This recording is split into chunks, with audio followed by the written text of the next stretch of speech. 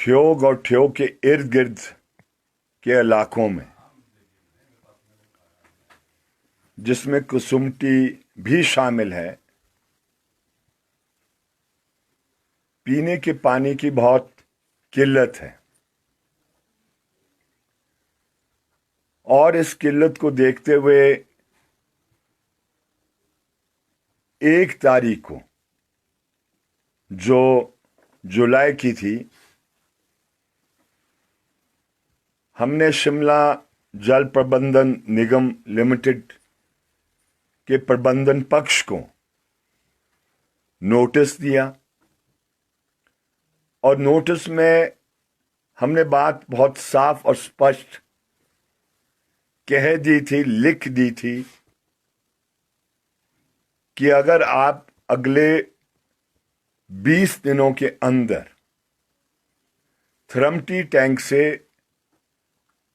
पीने का पानी नहीं देंगे तो इस आंदोलन को तेज किया जाएगा। हालांकि 20 दिन बीतने के बाद 2 दिन और दिए गए, लेकिन पिछले कल ऐसा एहसास हुआ कि ना तो जो शिमला जल प्रबंधन निगम है वो इस मसले को गंभीरता से ले रही है, और ना सरकार का तंत्र इसको गंभीरता से ले रहा। और इसीलिए ये जो कल धरना शुरू किया था उसको ये रात के समय में भी चालू रखा गया। और आज 12 बजे के बाद हम बहुत क्लियर शब्दों में कहना चाहते हैं, इस आंदोलन की रूपरेखा को बदल देंगे और पूरी ताकत के साथ अगला दौर शुरू होगा। और वो दोनों, उसके एक यहां मोर्चा जारी रहेगा। मोर्चे की रूपरेखा क्या लेगी ये हम 12 बजे घोषित कर देंगे। और साथ साथ में उन इलाकों के अंदर जिसमें पीने की पानी की किल्लत है, गांव-गांव से जत्थे ये चल पड़ेंगे। उसकी भी घोषणा हम कर देंगे कि वो जत्थे किधर को जाएंगे। लेकिन हम क्लियर हैं कि सरकार ने जिस समय इन्वेस्टर मीट धर्मशाला में की थी, उस इन्वेस्टर मीट के बाद तो एक बहुत प्रभावशाली इन्वेस्टर जो था उसको लीगल कनेक्शन थरमटी टैंक से दे दिया था। और उससे पहले किसानों ने एक दफा नहीं, अनगिनत समय, अनगिनत टाइम में सरकार और सरकार के तंत्र से गुहार लगाई थी, विनती की थी, प्रार्थना की थी कि ये पीने के पानी का अधिकार हमारा भी है। और हमारा इसलिए ज़्यादा है कि ये पीने का पानी हमारे जो हक हुकूक है वहाँ से ये पानी आता है। और इसलिए उन हक हुकूक के चलते हुए वो पानी हमें मिलना चाहिए। और बहुत ज़्यादा पानी नहीं मांगा था, ये मांगा था कि जो 20 MLD पानी है, उस 20 MLD पानी से मात्र 2.5 लाख लीटर मांगा था। 2.5 लाख लीटर, ये आप समझ लें, ये समुद्र में बूंद है। जब हम 20 MLD के पानी की तुलना से उसको करते हैं, उसे कंपैरिजन करते हैं, तो ज़्यादा पानी था नहीं। लेकिन आज बड़े दुख से कहना पड़ रहा है कि सरकार भेदभाव करती है। सिर्फ भेदभाव नहीं करती है, लेकिन वो किसान विरोधी है। और सिर्फ किसान विरोधी नहीं है, वो किसानों को और उसकी आय को खत्म करने के लिए और उसके जीवन यापन को कठिन बनाने के लिए ही कार्य करती है। ऐसा आज मुझे बड़े भारी मन से कहना पड़ रहा है। और इसलिए सरकार के इस भेदभाव की नीति को, सरकार के इस किसान विरोधी दृष्टिकोण और किसान विरोधी जो काम सरकार कर रही है उसका दिशा को बदलने के लिए हम 12 बजे से इस आंदोलन को तेज करेंगे और ये हम गारंटी देते हैं लाने के लिए कुर्बानी दी है। जो उनको मुआवजा अभी तक नहीं दिया है, एक नया पैसा नहीं दिया है। और ये भी आप जानते हैं कि विजिलेंस की इंक्वायरी उस ठेकेदार के खिलाफ हो रही है जिस ठेकेदार ने वो राइजिंग मेन स्कीम का ले किया था। और यही नहीं, ये पिछली सरकार के टाइम ये राइजिंग मेन के वो जो गफला था, जो स्पेसिफिकेशन से कम वो जो पाइप लगाई गई थी, वो 7.9 mm की क्या कहते हैं थिकनेस की मोटापन की पाइप होनी चाहिए थी, लेकिन वो मात्र 5 mm की क्या कहते हैं लगाएगी। और जिस दिन लगाई गई थी उसी दिन से पिचकारियां देना उसने शुरू कर दिया था। लेकिन यह भी दुख से कहना पड़ रहा है, जो मुकदमा उस ठेकेदार के खिलाफ हुआ था वो मुकदमा इस सरकार ने वापस लिया। ये अच्छी बातें नहीं है। और वो इतने 5 साल बीत गए हैं लेकिन उस पर आपने कार्रवाई नहीं की है और किसान को मुआवजा दिया नहीं है। जो किसान हाई कोर्ट में गए उनको हाई कोर्ट ने वो जो मापदंड है मुआवजा देने का, उसके तहत 85,000 रुपया प्रति बिस्वा दिया है। और इसलिए उसी मापदंड के आधार पर जिन जिन के जमीनों से वो राइजिंग मेन गुजरता है उन सभी को ये 85,000 रुपया प्रति बिस्वा ये पुराना फैसला था। अब रुपए का वैल्यू गिर गया है और ये क्या कहते हैं उसको उसी अनुपात में बढ़ाकर ये देना होगा, ये हमारा मानना है। इतनी बात हम कहना चाहते हैं क्योंकि संघर्ष समिति के महत्वपूर्ण साथी हमारे साथ आज मौजूद हैं, तो मैं उनसे भी विनती करता हूं कि कुलदीप तंवर जी भी हैं जो इस संघर्ष समिति के हिस्से हैं, वो भी यहाँ पर अपनी बात को आपके साथ साझा करेंगे। इतना मैं ये आपसे शेयर करना चाहता हूँ।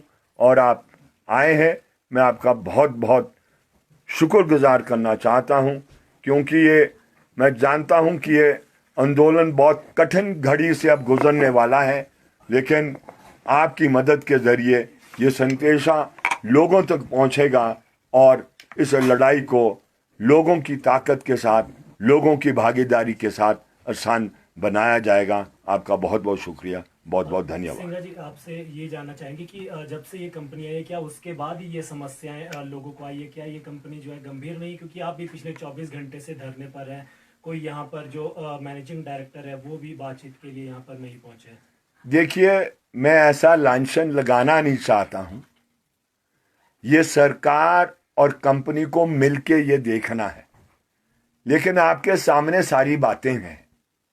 ऐसा नहीं कि जो प्रबंधन पक्ष से पहले था वो बहुत कार्यशील था और ये निकम्मे है, लेकिन ये सबको दिखती बात है कि जो लोगों की पीड़ा आज है उनकी पीड़ा को ये कम नहीं कर पाए हैं। आप शहर के अंदर जानते हैं कि जहां पर ये कंपनी पीने के पानी दे रही है, इस नए प्रबंधन पक्ष के आने के बाद भी कोई परिवर्तन नहीं हुआ है। बिल इतने लोगों के आते हैं, बूंद पानी की लोगों के नलकों में निकलती नहीं है। ये सिर्फ पैसे ऐंठने का काम करती है। और इसीलिए ये जो 1991 के अंदर सरकार ने तय किया था, ये जननी वहीं से हुई है। इसको नव उदारवाद के विकास का रास्ता कहते हैं, जहां पर सारी सेवाएं आने वाले समय में निजी हाथ में चले जाएगी।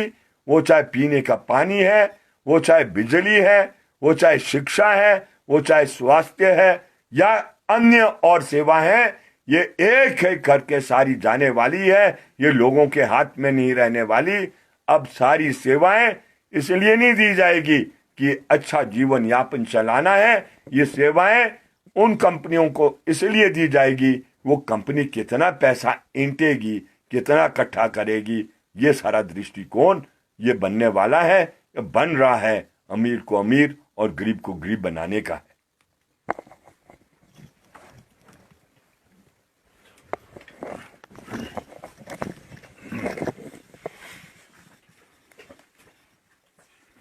तनवर जी, 24 घंटे का समय हो चुका है, लेकिन बात की जाए कि जिस तरह से अभी कोई हल नहीं निकला है और कहां पर पेच अड़ा है जिसके कारण अभी तक ये समस्या नहीं हल हो पा रही। जैसा साथी राकेश सिंघा ने कल भी कहा था और जिस बात को आज आगे भी बढ़ाया है, उसी को मैं कुछ थोड़ा सा ऐड ऑन करते हुए कि साथी राकेश सिंघा जब कुछ किसानों के साथ ये पानी की समस्या को लेके थ्रमटी टैंक के ऊपर पहुंचे थे पिछले दिनों में, तो वहां पर सबसे पहले पता लगा कि HSPL नाम की एक कंपनी, जो एक बहुत बड़ा एक बिल्डर और होटलियर्स हैं, तो वो वहां पर उनको एक direct legal connection rising main से थ्रमटी टैंक से दिया गया, जो SJPNL के लिए, जहां से शिमला के लिए पानी आता है। और आम किसान उस समय तक चुप बैठा था, जो कि कई सालों से बहुत कम पानी से, जिन्हें कई जगहों पर 20 दिन में एक ही दिन पानी मिलता है, उन्हें लगता था कि शायद ये संभव नहीं हो पाएगा। मगर उस दिन के बाद जो एक आक्रोश पैदा हुआ है पूरे इलाके में, 6 पंचायतों के विभिन्न गांवों के अंदर, कि जब एक प्राइवेट लिमिटेड कंपनी को एक डायरेक्ट लीगल कनेक्शन दिया जाता है, और उसी समय एक बात हुई थी कि जो यहाँ भिखल्टी के आसपास की 6 पंचायतों में जिन गांवों में डेफिसिट है पानी का, उसके लिए बाकायदा 2.5 लाख लीटर प्रस्तावित SJPNL ने ही किया था कि उतना पानी उन्हें रिलीज किया जाएगा।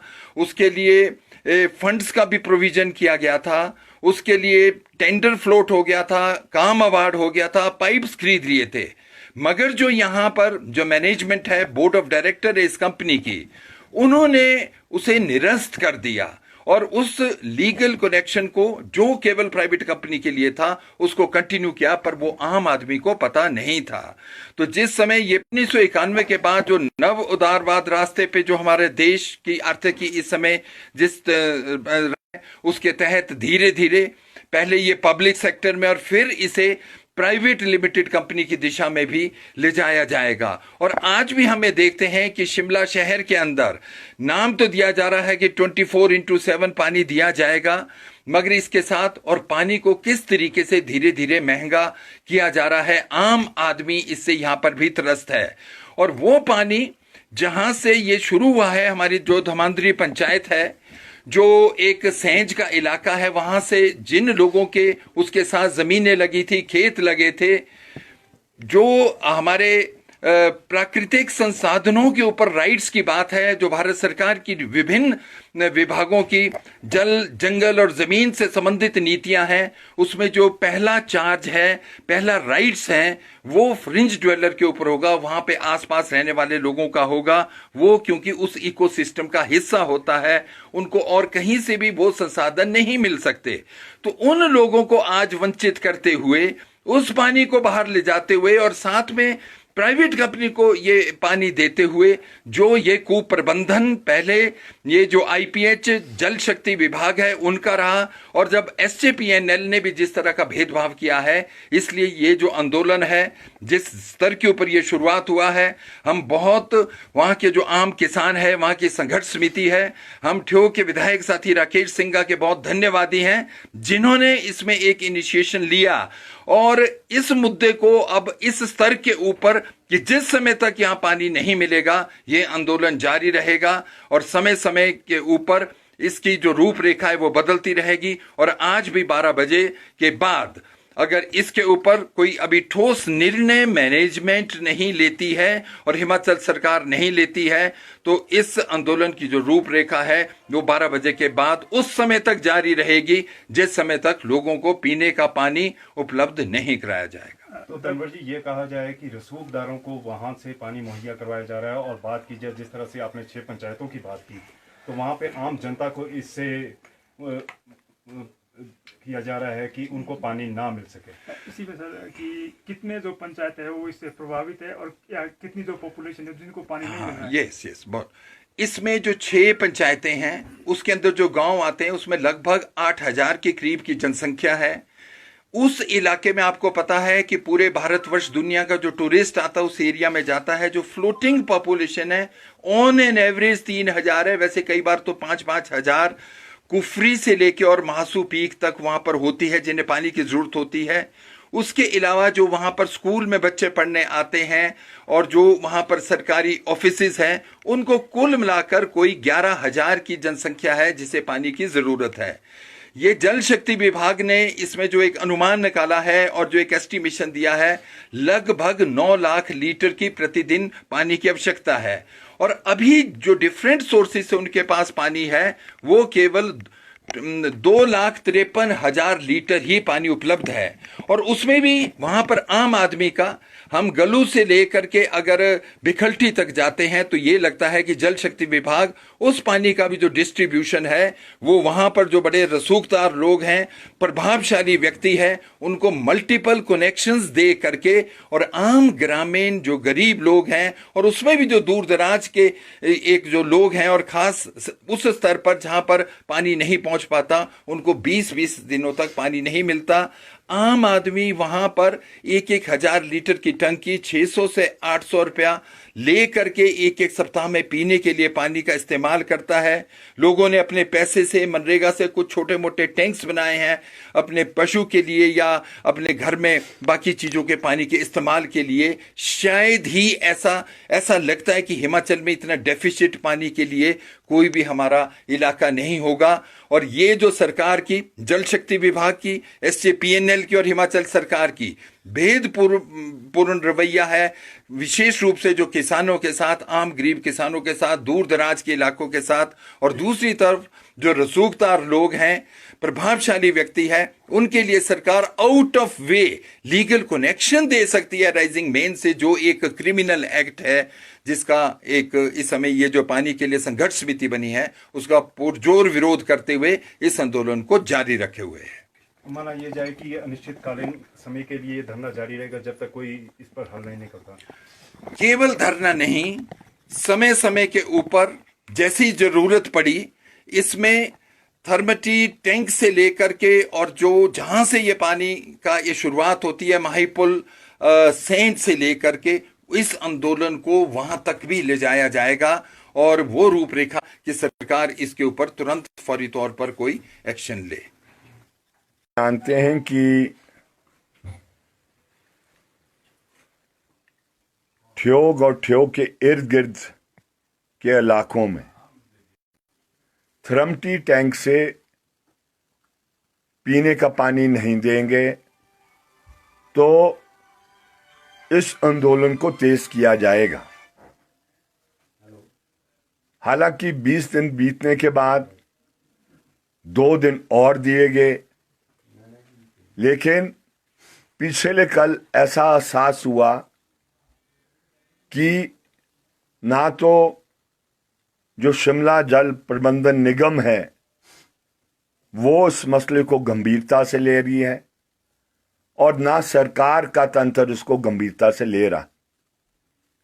और इसीलिए ये जो कल धरना शुरू किया था उसको ये रात के समय में भी चालू रखा गया और आज 12 बजे के बाद हम बहुत क्लियर शब्दों में कहना चाहते हैं इस आंदोलन की रूपरेखा को बदल देंगे और पूरी ताकत के साथ अगला दौर शुरू होगा और वो दोनों उसके एक यहां मोर्चा जारी रहेगा। मोर्चे की रूपरेखा क्या लेगी ये हम 12 बजे घोषित कर देंगे और साथ साथ में उन इलाकों के अंदर जिसमें पीने की पानी की किल्लत है, गांव-गांव से जत्थे ये चल पड़ेंगे, उसकी भी घोषणा हम कर देंगे कि वो जत्थे किधर को जाएंगे, लेकिन हम क्लियर हैं कि सरकार ने जिस समय इन्वेस्टर मीट धर्मशाला में की थी, उस इन्वेस्टर मीट के बाद तो एक बहुत प्रभावशाली इन्वेस्टर जो था उसको लीगल कनेक्शन थरमटी टैंक से दे दिया था, और उससे पहले किसानों ने एक दफा नहीं, अनगिनत समय, अनगिनत टाइम में सरकार और सरकार के तंत्र से गुहार लगाई थी, विनती की थी, प्रार्थना की थी कि ये पीने के पानी का अधिकार हमारा भी है, और हमारा इसलिए ज़्यादा है कि ये पीने का पानी हमारे जो हक हकूक है वहाँ से ये पानी आता है, और इसलिए उन हक हकूक के चलते हुए वो पानी हमें मिलना चाहिए। और बहुत ज़्यादा पानी नहीं मांगा था, ये मांगा था कि जो 20 MLD पानी है, उस 20 MLD पानी से मात्र 2.5 लाख लीटर मांगा था। 2.5 लाख लीटर, ये आप समझ लें, ये समुद्र में बूंद है। जब हम 20 MLD के पानी की तुलना से उसको करते हैं, उसे कंपैरिजन करते हैं, तो ज़्यादा पानी था नहीं। लेकिन आज बड़े दुख से कहना पड़ रहा है कि सरकार भेदभाव करती है। सिर्फ भेदभाव नहीं करती है, लेकिन वो किसान विरोधी है। और सिर्फ किसान विरोधी नहीं है, वो किसानों को और उसकी आय को खत्म करने के लिए और उसके जीवन यापन को कठिन बनाने के लिए ही कार्य करती है। ऐसा आज मुझे बड़े भारी मन से कहना पड़ रहा है। और इसलिए सरकार के इस भेदभाव की नीति को, सरकार के इस किसान विरोधी दृष्टिकोण और किसान विरोधी जो काम सरकार कर रही है, उसका दिशा को बदलने के लिए हम 12 बजे से इस आंदोलन को तेज करेंगे, और ये हम गारंटी देते हैं लाने के लिए कुर्बानी दी है। जो उनको मुआवजा अभी तक नहीं दिया है, एक नया पैसा नहीं दिया है।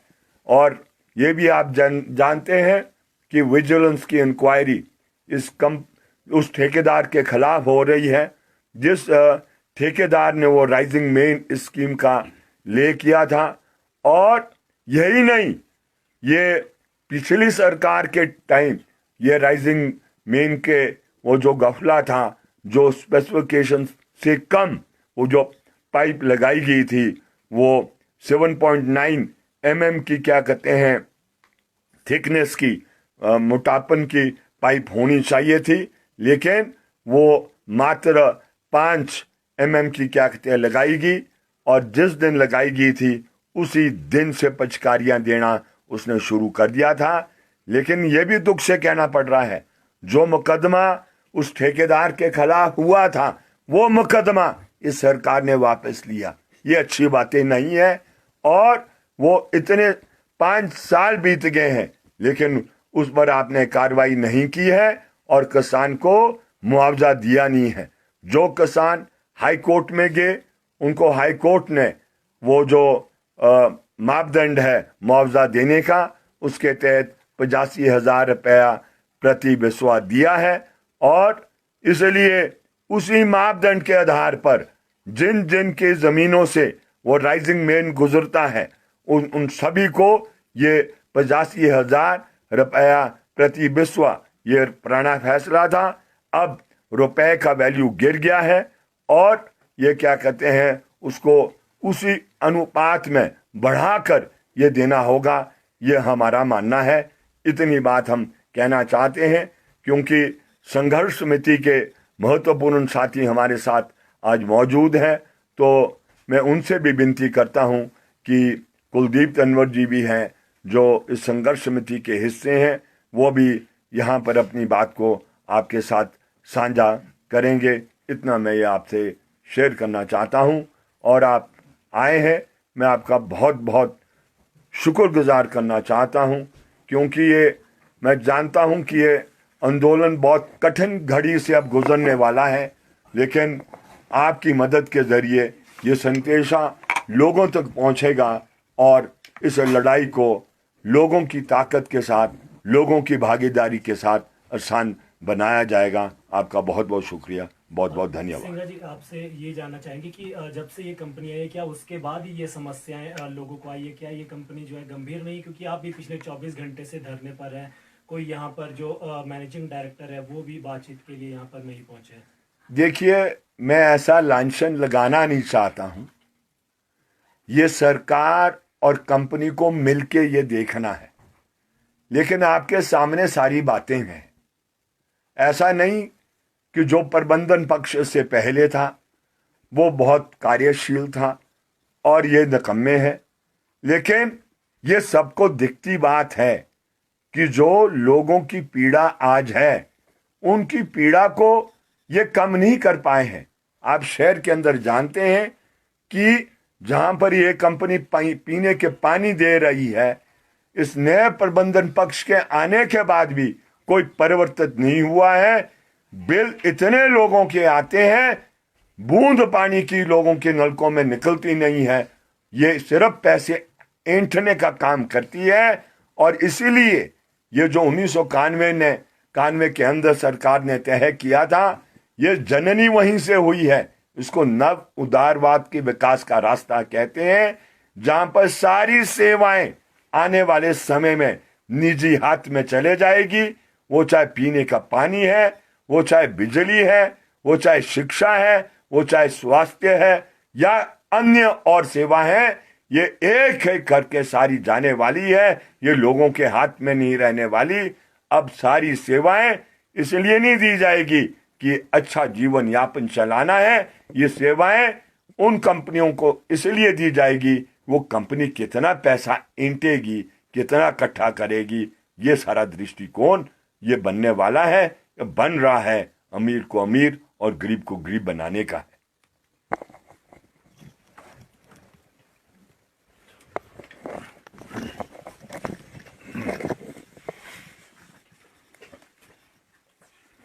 तनवर जी, 24 घंटे का समय हो चुका है, लेकिन बात की जाए कि जिस तरह से अभी कोई हल नहीं निकला है और कहां पर पेच अड़ा है जिसके कारण अभी तक ये समस्या नहीं हल हो पा रही।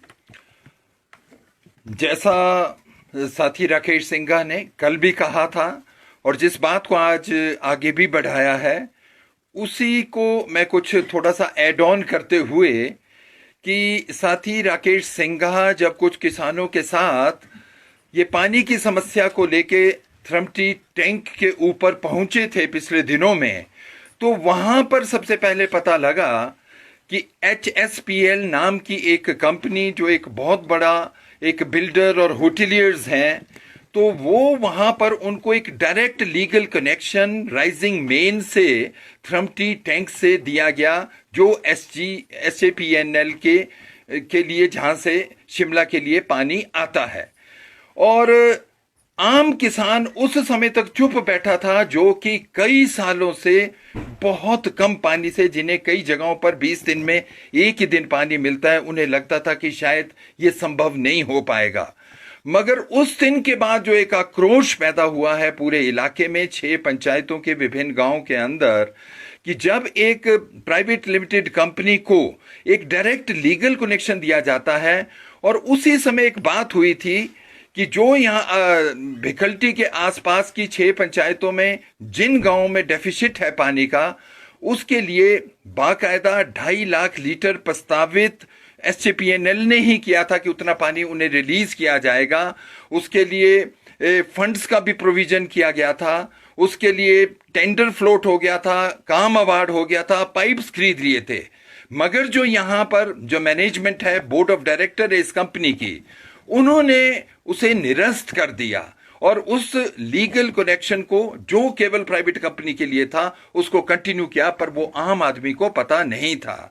तो जिस समय ये 1991 के बाद जो नव उदारवाद रास्ते पे जो हमारे देश की आर्थिकी इस समय जिस उसके तहत धीरे धीरे पहले ये पब्लिक सेक्टर में और फिर इसे प्राइवेट लिमिटेड कंपनी की दिशा में भी ले जाया जाएगा। और आज भी हमें देखते हैं कि शिमला शहर के अंदर नाम तो दिया जा रहा है कि 24/7 पानी दिया जाएगा, मगर इसके साथ और पानी को किस तरीके से धीरे धीरे महंगा किया जा रहा है, आम आदमी इससे यहां पर भी त्रस्त है।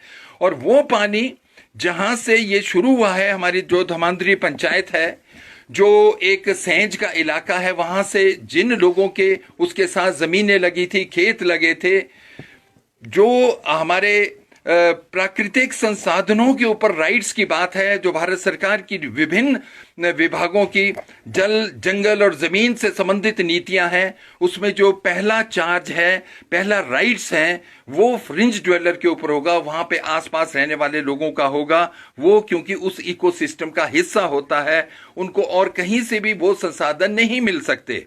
तो उन लोगों को आज वंचित करते हुए, उस पानी को बाहर ले जाते हुए और साथ में प्राइवेट कंपनी को ये पानी देते हुए, जो ये कुप्रबंधन पहले ये जो आईपीएच जल शक्ति विभाग है उनका रहा, और जब एसजेपीएनएल ने भी जिस तरह का भेदभाव किया है, इसलिए ये जो आंदोलन है, जिस स्तर के ऊपर ये शुरुआत हुआ है, हम बहुत वहां के जो आम किसान है, वहां की संघर्ष समिति है, हम ठियो के विधायक साथी राकेश सिंघा के बहुत धन्यवादी हैं, जिन्होंने इसमें एक इनिशिएशन लिया और इस मुद्दे को अब इस स्तर के ऊपर कि जिस समय तक यहां पानी नहीं मिलेगा, ये आंदोलन जारी रहेगा और समय समय के ऊपर इसकी जो रूपरेखा है वो बदलती रहेगी। और आज भी 12 बजे के बाद अगर इसके ऊपर कोई अभी ठोस निर्णय मैनेजमेंट नहीं लेती है और हिमाचल सरकार नहीं लेती है, तो इस आंदोलन की जो रूपरेखा है वो 12 बजे के बाद उस समय तक जारी रहेगी, जिस समय तक लोगों को पीने का पानी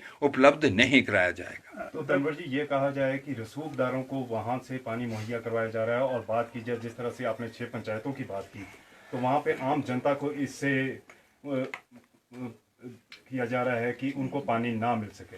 इसी में सर कि कितने जो पंचायत है वो इससे प्रभावित है, और या कितनी जो पॉपुलेशन है जिनको पानी नहीं मिल रहा है। यस, बहुत। इसमें जो 6 पंचायतें हैं, उसके अंदर जो गांव आते हैं, उसमें लगभग 8,000 के करीब की जनसंख्या है। उस इलाके में आपको पता है कि पूरे भारतवर्ष दुनिया का जो टूरिस्ट आता है उस एरिया में जाता है। जो फ्लोटिंग पॉपुलेशन है ऑन एन एवरेज 3,000 है, वैसे कई बार तो 5-5 हजार कुफरी से लेके और महासू पीक तक वहां पर होती है, जिन्हें पानी की जरूरत होती है। उसके अलावा जो वहां पर स्कूल में बच्चे पढ़ने आते हैं और जो वहां पर सरकारी ऑफिसेज हैं, उनको कुल मिलाकर कोई 11,000 की जनसंख्या है जिसे पानी की जरूरत है।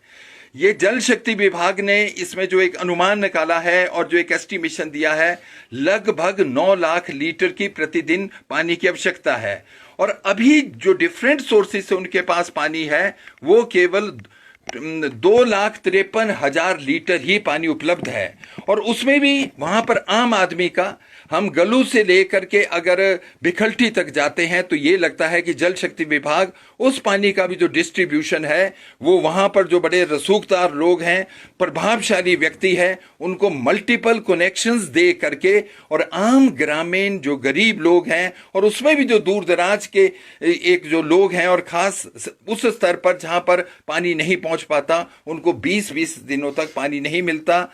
आम आदमी वहां पर 1,000 लीटर की टंकी 600 से 800 रुपया ले करके एक सप्ताह में पीने के लिए पानी का इस्तेमाल करता है। लोगों ने अपने पैसे से, मनरेगा से कुछ छोटे मोटे टैंक्स बनाए हैं अपने पशु के लिए या अपने घर में बाकी चीजों के पानी के इस्तेमाल के लिए। शायद ही ऐसा लगता है कि हिमाचल में इतना डेफिसिट पानी के लिए कोई भी हमारा इलाका नहीं होगा। और ये जो सरकार की, जल शक्ति विभाग की, एसजेपीएनएल की और हिमाचल सरकार की भेदपूर्ण रवैया है, विशेष रूप से जो किसानों के साथ, आम गरीब किसानों के साथ, दूर दराज के इलाकों के साथ, और दूसरी तरफ जो रसूखदार लोग हैं, प्रभावशाली व्यक्ति है, उनके लिए सरकार out of way legal connection दे सकती है राइजिंग मेन से, जो एक क्रिमिनल एक्ट है, जिसका एक इस समय ये जो पानी के लिए संघर्ष समिति बनी है, उसका पुरजोर विरोध करते हुए इस आंदोलन को जारी रखे हुए है। माना ये जाए कि ये अनिश्चितकालीन समय के लिए धरना जारी रहेगा जब तक कोई इस पर हल नहीं निकलता। केवल धरना नहीं, समय समय के ऊपर जैसी जरूरत पड़ी, इसमें थर्मटी टैंक से लेकर के और जो जहां से ये पानी का ये शुरुआत होती है माहीपुल सेंट से लेकर के इस आंदोलन को वहां तक भी ले जाया जाएगा और वो रूपरेखा कि सरकार इसके ऊपर तुरंत फौरी तौर पर कोई एक्शन ले।